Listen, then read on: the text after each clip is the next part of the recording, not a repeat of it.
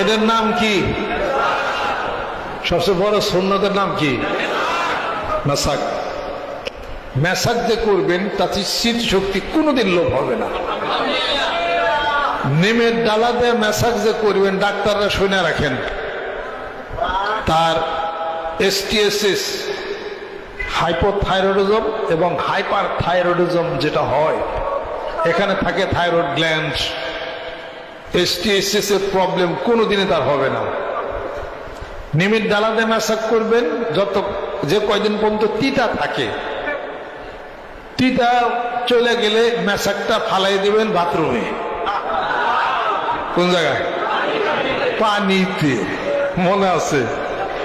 এই মেসাক আজাগায় কোজাগায় ফালাইলে যদি কেউ পারায়, আপনার স্মৃতিশক্তি নষ্ট হয়ে যাবে। ব্যবহার জানেন। দরুদ শরীফ হাঁটতে হাঁটতে তারপরে পড়লে পরে হিতে বিপরীত ফল হবে। মেসাক করে রাস্তায় ফালাই দিলে, পাড়াইলে পরে হিতে বিপরীত ফল হবে। পানিতে ফালাই দেন, যতক্ষণ পর্যন্ত তিতা থাকে মেসাক করবেন। আপনার থাইরয়েড গ্ল্যান্ড যদি হয়ে থাকে সেরে যাবে।